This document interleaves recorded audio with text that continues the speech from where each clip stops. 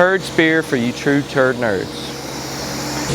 What's going on, turd nerds? Matt with Operator Mindset here, and in today's video we are going to be talking all about the blanket. Not the blanket you're covering up with on the couch, the actual sludge blanket that's found in the clarifier at the wastewater plant. For those of you that are just coming into the industry, or maybe you've already been in it a little while and you just don't have a clear understanding of it, we want to make a video about the blanket and the reason why it's important, to monitor it, and some things you should know about it. Also, some things you may see on your exam regarding the blanket or could help you get a point or two. So stick around for the video, make sure you like and subscribe to the channel. Let's get into it. All right guys, so one of the first things we want to hit on is what is the blanket, right?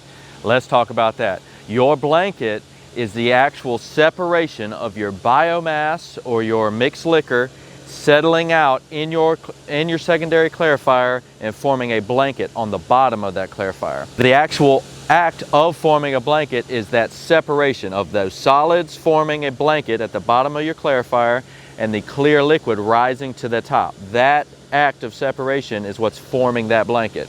So that clear liquid will eventually become your final effluent. It will leave out over the weirs of that clarifier, head to disinfection, and then out into your receiving stream or spray field, whatever you have at your location. That bottom blanket will settle, that biomass settles down. That blanket's made up of all kinds of solids that are coming from your treatment process. It's full of bugs, and what's going to happen with that blanket as it settles out is actually where your RAS is coming from. So your RAS in this industry is known as your return activated sludge. It is pulling that bottom blanket off of the clarifier constantly and returning it back to the head of your plant. The detention time in your clarifier causes your blanket to settle, and your RAS rate is what's constantly removing the blanket from the bottom of the clarifier, pouring those bugs and solids that are settling out back into your basin, mixing with that raw influent, and then once again becoming mixed liquor. So hopefully that clarifies why the blanket is there, how it's forming. The key takeaway there is that what forms that blanket is that solid separation from the clear liquid, that clear effluent rising to the top and going over the weirs, and the solids, that biomass, settling down to the bottom, forming the blanket. Now where is this located, right? It's going to be in your clarifier.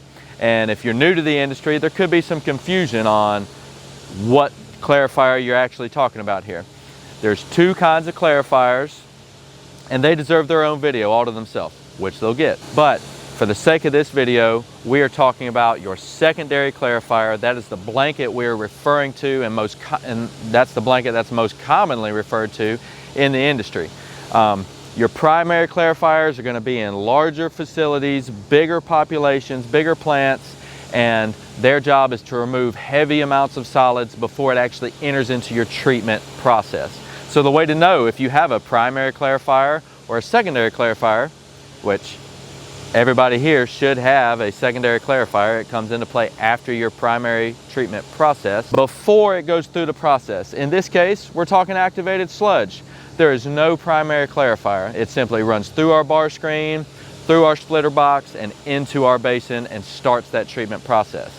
If you have a primary clarifier, you will first go through screening, and then it will enter into that primary clarifier and settle out solids. So it's for those heavier solids. Big thing to remember, possibly see on your exam regarding a primary clarifier would be a primary clarifier is capable of removing 30% of BOD and up to 60% of your TSS.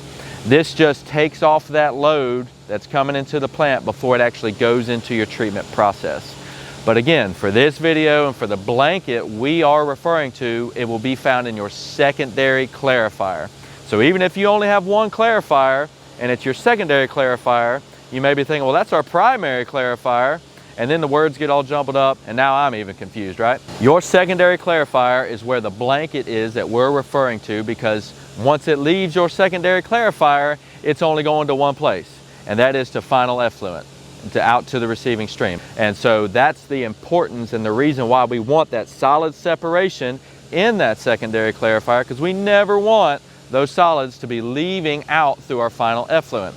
So having that blanket, making sure you're monitoring that blanket, gives you a great indication that, in our case, our activated sludge process is doing exactly what it needs to do. That detention time in that clarifier allows it to settle out, allows everything to flock together, those solids to settle, and that clear effluent to rise and go out for disinfection before hitting the stream. That's the purpose of the blanket. That's where your blanket is located. All right, guys, before we go out here and actually check our blanket, we want to talk about 3 things that are going to affect your blanket and why they do. Number 1 and most important in my mind is going to be hydraulics.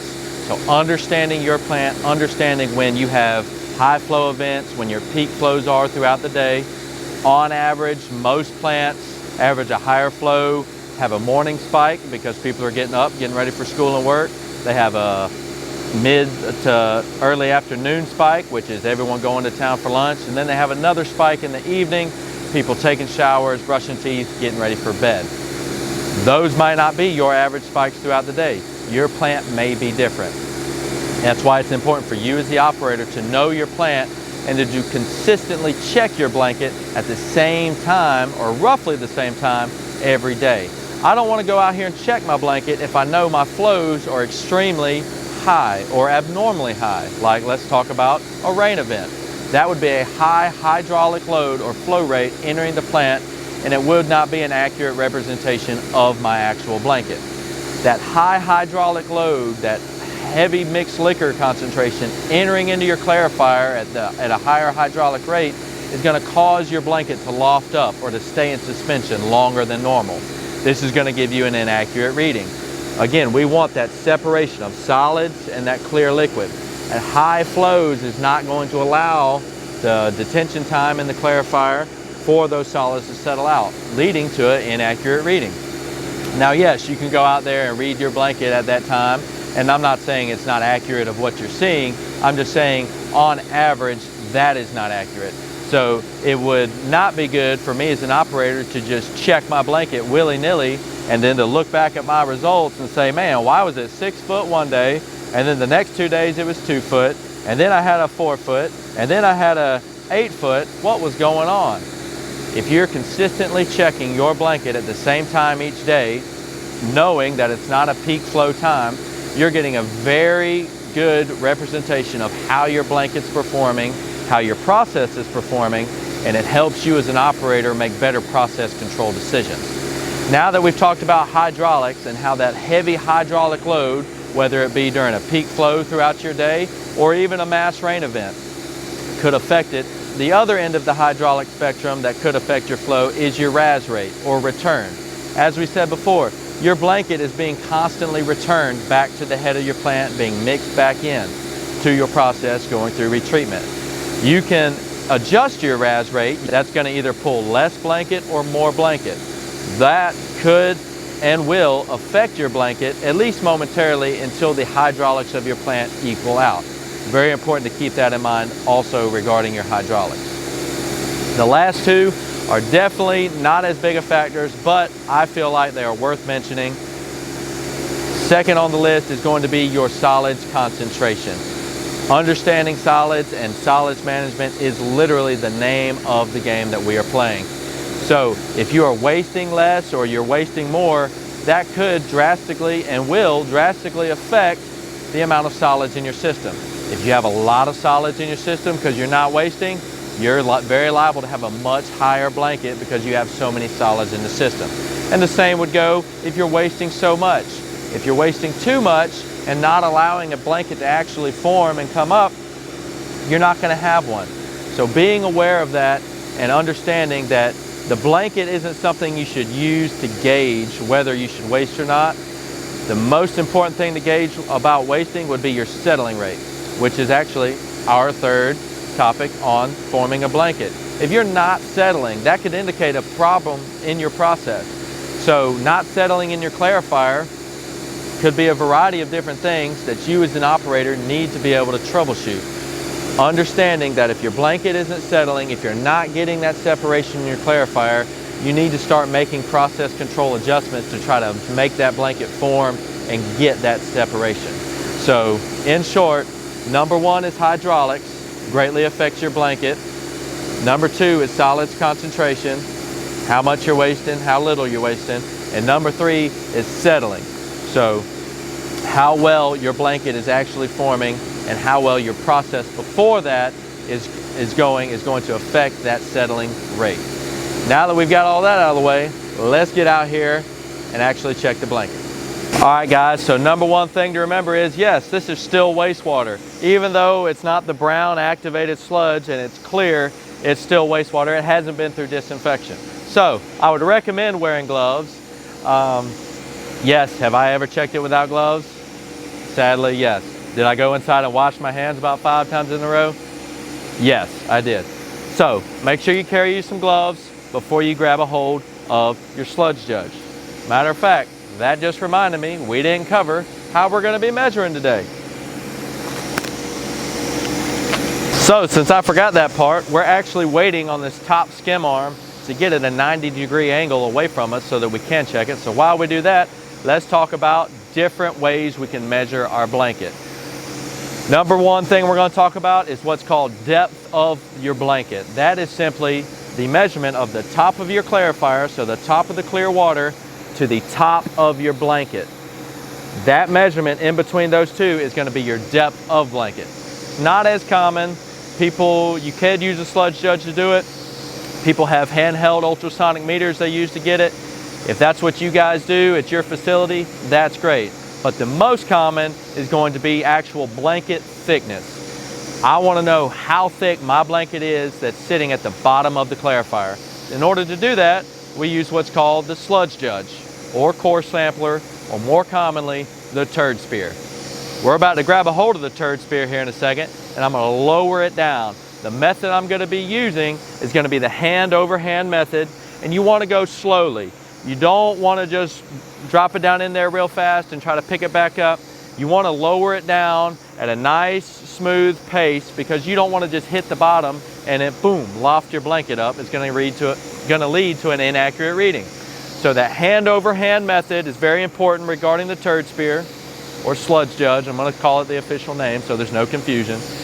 But doing that, and it's very important to understand right here that your skim arm, you see the skim arm here, needs to be at a 90-degree angle. I'm actually going to be checking our blanket right here. You want to check your blanket at the same place every single time. You don't want to be too close to the sidewall or too close to the bottom.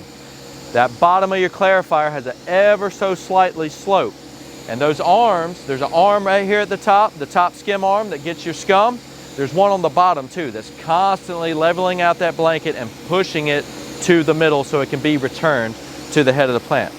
Before we miss our window, wanted you to know that that's probably going to be, or could be, potentially an exam question that you see on your exam, and you want to look for that 90-degree mark on your skim arm going right here and where you're sampling. You want to sample about 2 to 3 foot from your sidewall, and we have a piece of unistrut right here that we use to sample with. So now I'm going to demonstrate how we check the blanket. Here's a close-up of our turd spear. It's just connected right here, and each of these markings is 1 foot. We're going to come to the same spot right here. We're away from the sidewall, we're away from the middle, and we're at a 90-degree angle. Our arm is over there, right there. So now we're going to simply go hand over hand and lower our sludge judge, or turd spear for you true turd nerds. Turd spear for you true turd nerds. We're going to lower it down nice and slow till I feel it hit the bottom. And once it does, I'll pull it right back up. There's the top of the water right there. And here's our blanket. We're actually reading right now at about a 3-foot blanket. You want to count that fogginess or turbidity, that lofted sludge on top. Those are still solids, so it's very important to count those as well. There's a ball valve at the bottom. You simply push it down on a flat surface, and all of that water goes down and it goes right back into your clarifier. All right guys, there you have it, and that's how you check your blanket. Hope this video helps anybody that's studying for their operator's exam, or if you're an operator in training just learning the trade. hope this helps you on maybe some of your daily tasks, and you'll be able to pick up on even better now. If you guys like the video, make sure you give it a thumbs up, subscribe to the channel. All your support greatly helps. Thank you so much, and we'll see you on the next one. Turd Nerd out.